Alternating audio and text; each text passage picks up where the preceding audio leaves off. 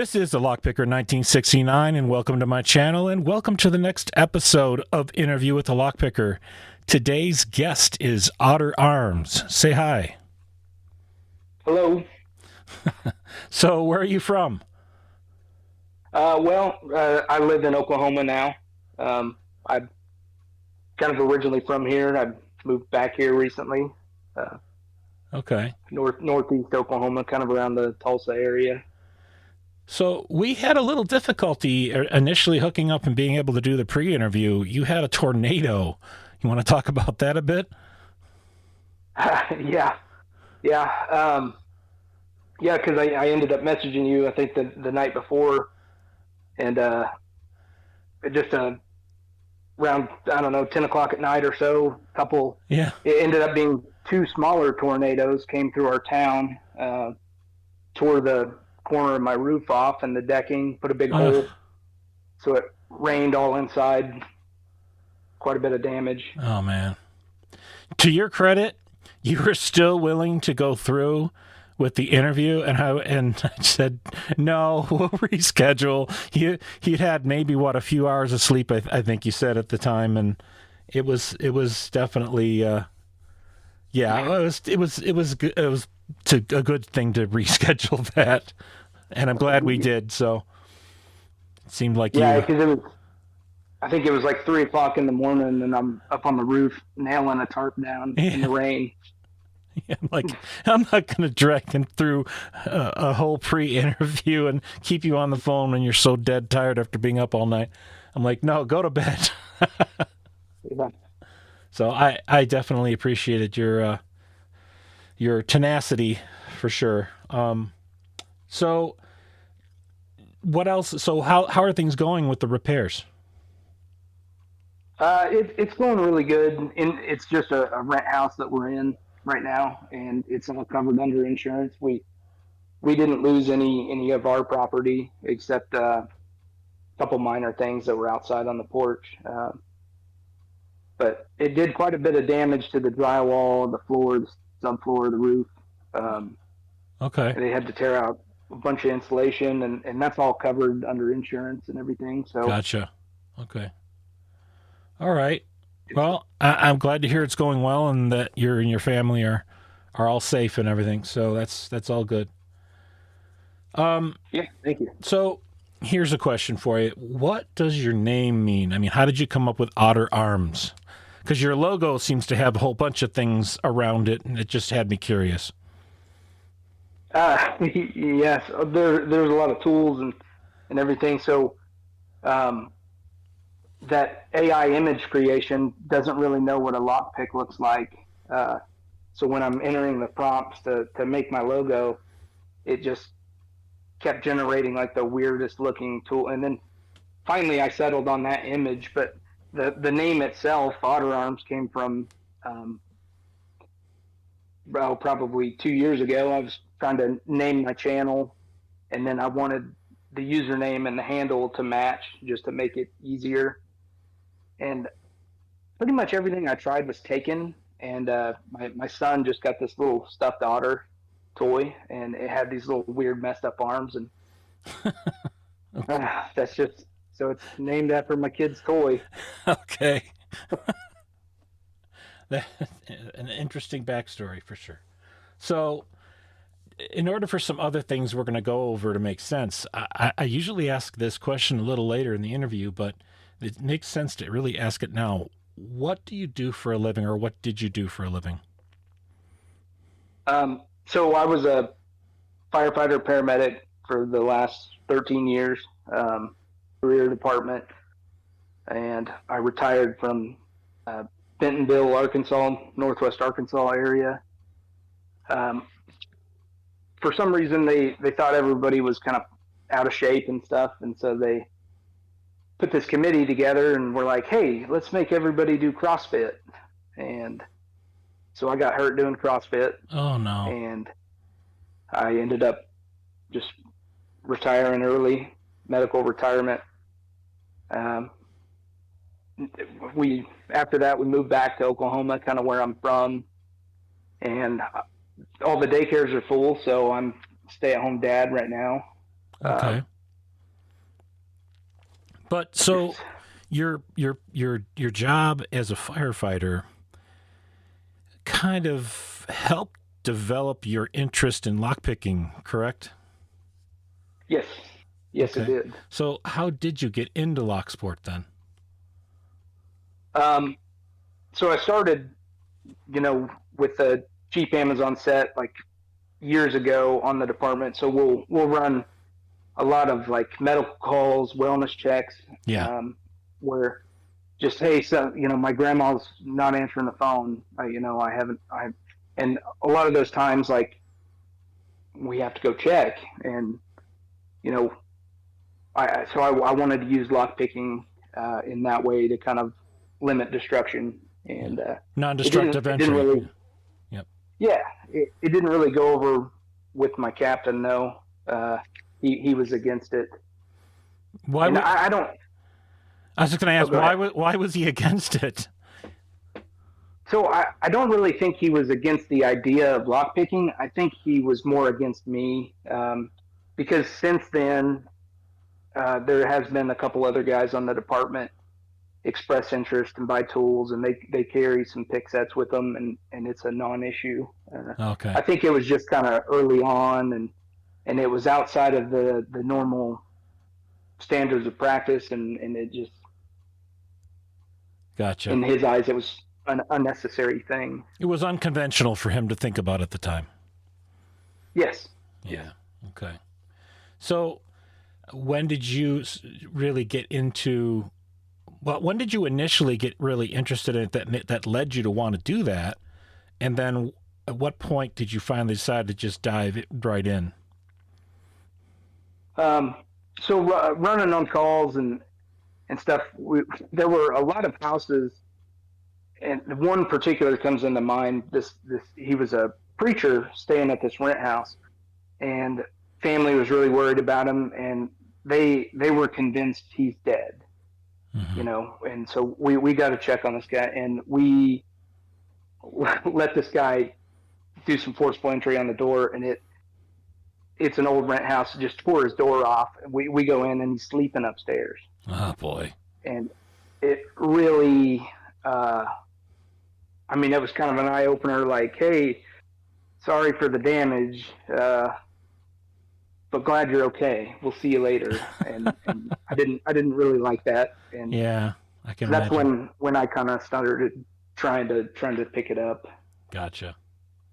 Okay, so you also mentioned about the fact that you've always liked puzzles. I do, yes. Okay, so I love kind of locks was a natural kind of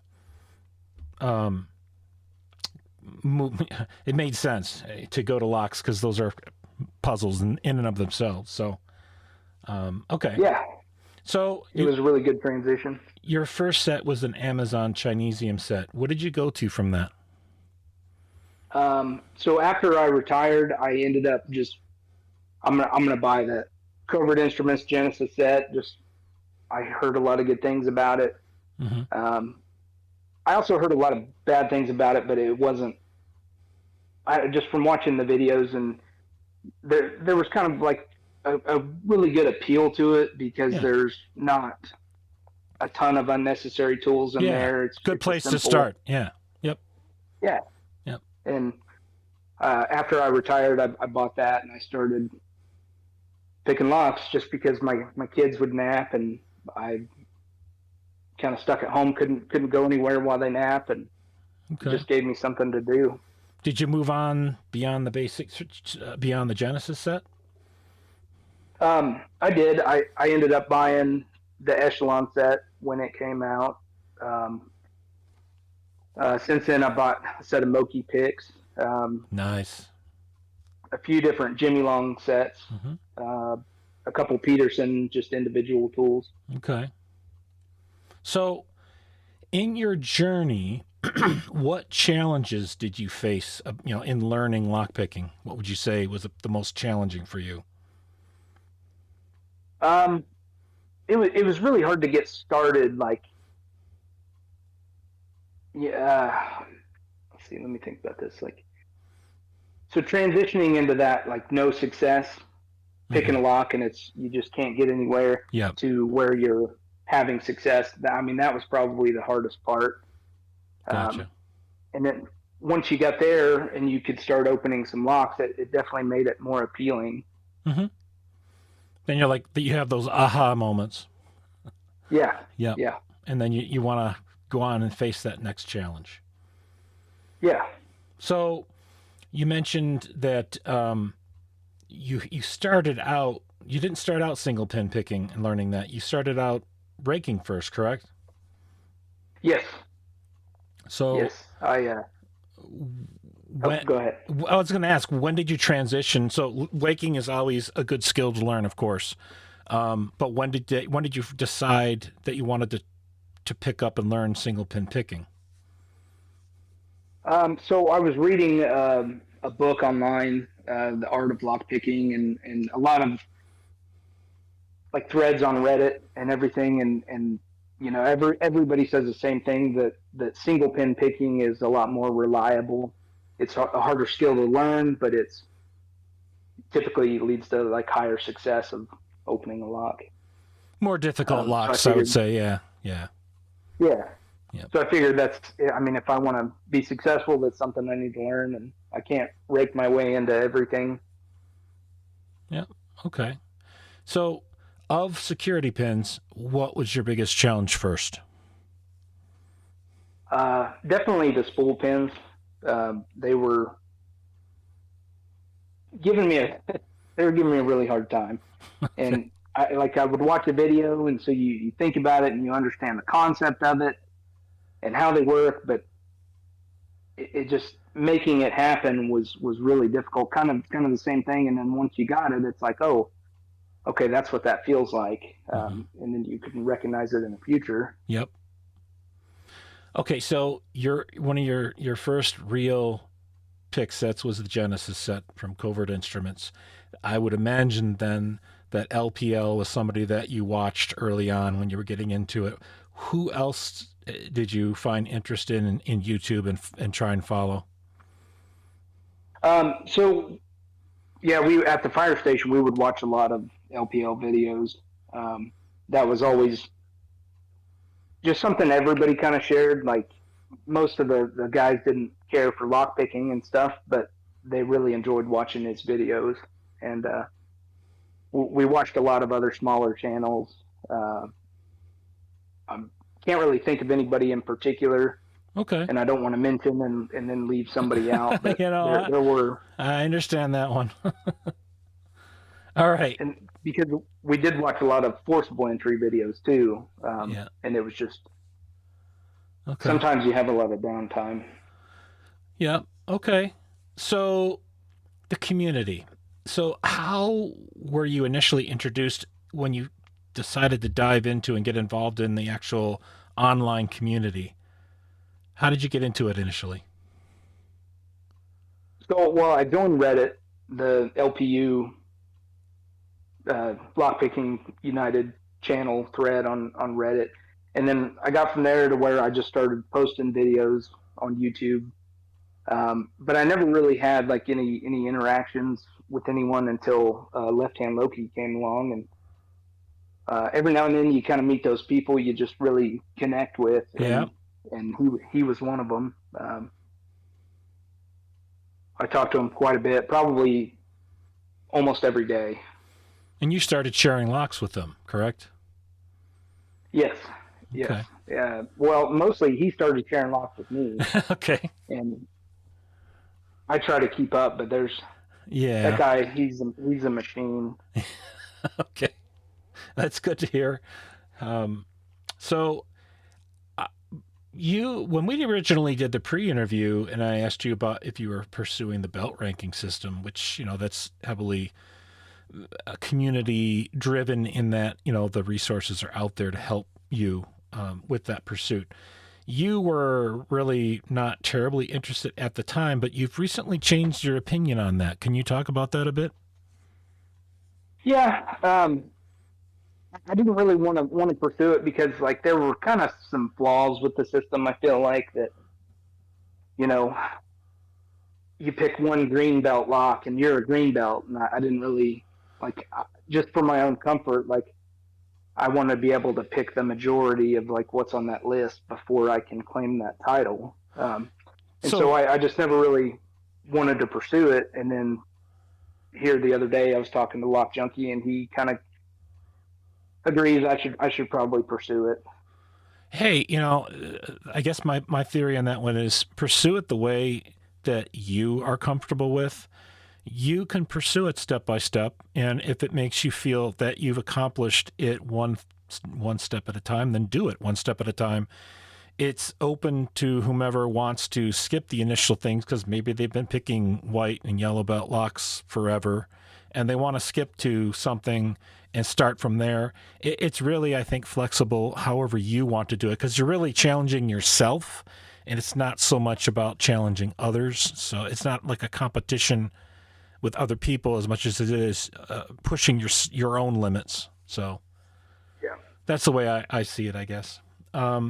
Okay, so you mentioned a little bit in the pre-interview about talked about challenge locks a little bit, and that you've picked some.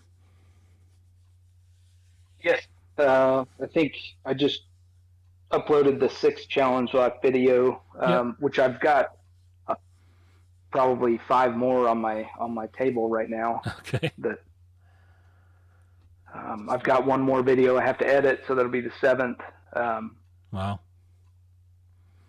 And then, yeah, I'll probably have 10 or 11 after I get done with these, if I get done with these. Are you planning on making any of your own? Yes, I did. I bought this really kind of unique cylinder that I shared a picture of you with. Yes. Or with you. And I'm just trying to find a key because I like challenge locks that have keys. That way. Yeah. So I even got one of the ones I got. It has a key, but the key doesn't work. Mm-hmm. And I don't know if that's something like, is something broken on there, because it did work when it arrived. I opened it and then I set it on my table and now it doesn't work. And yeah, like I said, just kind of nervous. I was just going to say, reach out to Picksmith. He might be able to help you out there. Okay. Yeah, definitely. He's a magician when it comes to fixing locks and all that. So, shout out to Picksmith on that one. He's been very helpful to the community in that regard, and in many others. So, your YouTube channel now, this is fascinating actually, because you started picking locks on it in June of 2023, and when you started out, you had 37 subscribers. So here we are, not even quite a year later, and you're at over 1,500 subscribers. And I know they're mostly shorts and all that, but so what was the original reason for starting your channel? And then kind of what do you look at as maybe explaining its success and what your future is for it? So when I started my channel, I was on my workman's comp injury from work, and so they pulled me from duty completely, no light duty, just you're stuck at home. And I was really looking for something to do, and so I kind of got into like building rockets, and I just edited together some older videos of some stuff that I made, and modifying my kid's 4-wheeler, and just kind of things I find interesting. Cool. And it wasn't like super popular. I did make a flamethrower, and I thought that video would have took off, but it's not interesting to everybody. Okay.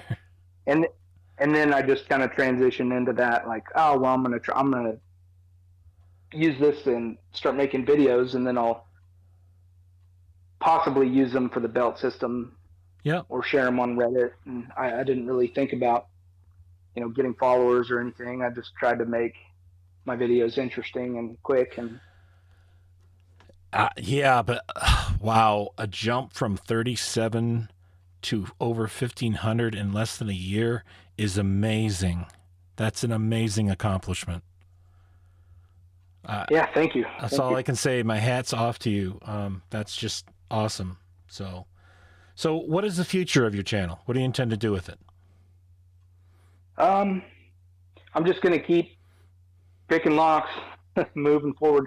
I thought about doing like the tool reviews and everything, but a lot of people do those. Yeah. Um, I don't know if I'm like just a super trustworthy because I don't feel accomplished enough to kind of have this like high value opinion of because Gotcha. I know like a lot of people like stuff that I don't like and I trust other people's opinion more than my own. I guess So I'll just the only thing I can say there is if you're going to do reviews, do it from your perspective and make that perspective be something that's unique to you and that others with the same perspective would find interesting. You don't have to be an expert, I don't think, as much as you have a perspective on something that is worth sharing. yeah, So, that's true. okay. So, I want to get into your hobbies in a second, but before we do that, do you have any thank yous that you'd like to give to other lock sporters that you've run into or gotten involved with? Yeah, definitely Left Hand Loki. He was the first person kind of I interacted with. Um, really good giving advice, sharing tips, stuff. Like I said, I talk to him just about every day. Mm-hmm. And then Parkinson or Park Street Picking now he helped get me on Discord to where I connected with quite a few others. Gotcha. And then C Stu Do, Pete, Adam Harris. I really those guys are always like super positive, commenting on my channel. I really enjoy it. Yeah. Really enjoy talking with them. Stu was something else. He was in the studio just last week, so that was a lot of fun. Yeah. So, yeah. what are some of your hobbies? So, you indicated to me that that really being a firefighter was the best thing ever for you, especially all the tools that you got to work with. Yeah. Oh, so I love tools, equipment, tools. I was on the tech rescue team, and just that was my biggest hobby was just like learning trade skills, tips, tricks, little just things to help you out and kind of be super solid. Um, which is kind of weird because it was work related, but that's what I really enjoyed. Just taking classes, traveling around. I did teach there for a little bit, and Well, oh, go ahead. no, I was just going to say, going back to what we were just talking about, you were talking about we're doing reviews and not being an expert, but sure sounds like you have some expertise in this particular area that people might find interesting. So just putting it out there. Yeah. Well, like bigger tool. I mean, like hydraulic tools and stuff. Sure. Okay. So I did get to do some reviews on those one time. It was really a neat experience. Okay. So what other hobbies you got going on? So my favorite thing is I like to hunt. I bow hunt. Oh, really? Okay. Rarely ever successful, but I really enjoy going. Just being out in the woods. It's quiet. It's peaceful. It's the experience.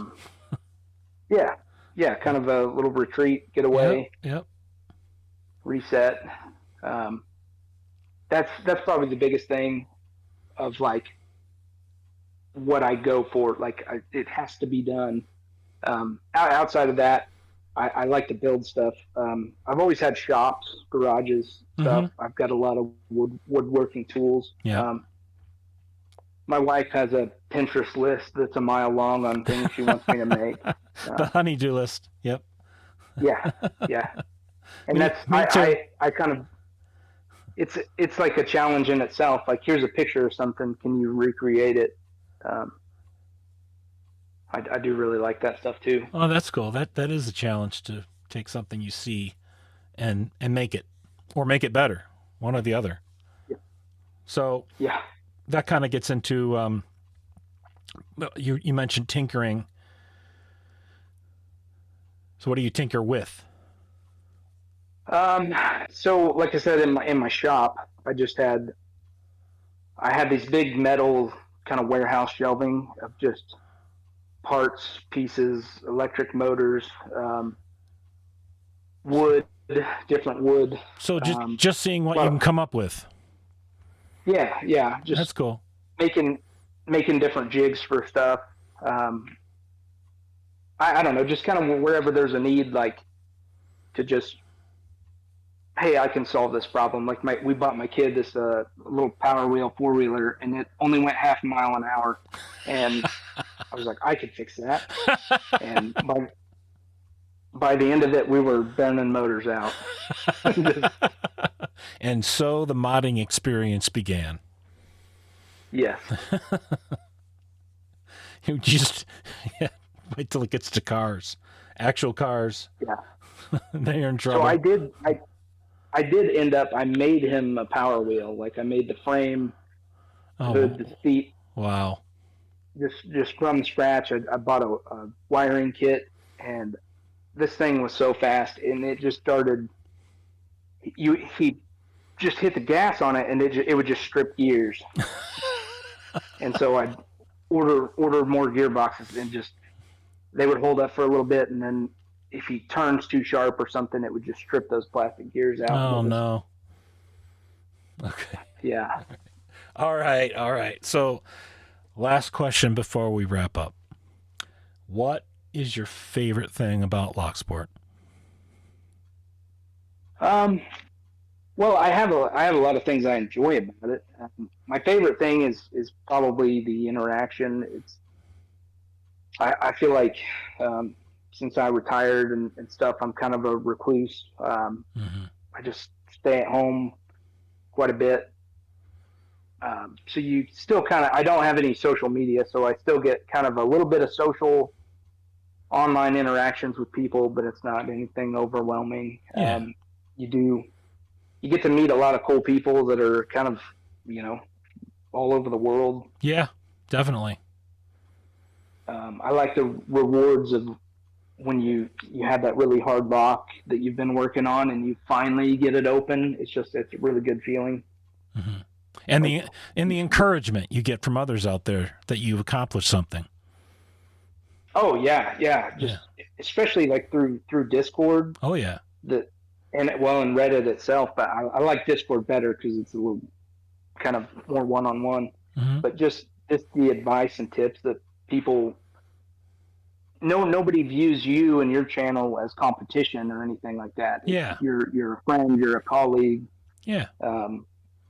It's really, really awesome, and it's not what I expected. Yeah, definitely. So, what would you like to give as a final message to our audience before we sign off? Well, I would just like to tell everybody thank you for the tips and encouragement, and so I was just going to say if you're interested in starting lockpicking, it's really kind of a rewarding hobby. It's a really great community. The interactions are just significantly different than getting on Facebook and looking at what somebody else is doing. So if you're interested in it, just go for it. You can pick up an F&G set for $10 or a cheap kind of starter Genesis set, and you might love it. Definitely. Okay. Hey, I wanted to thank you. This has been a great experience getting to know you, and I wanted to say this. I said this in the pre-interview, and I'm going to say this again.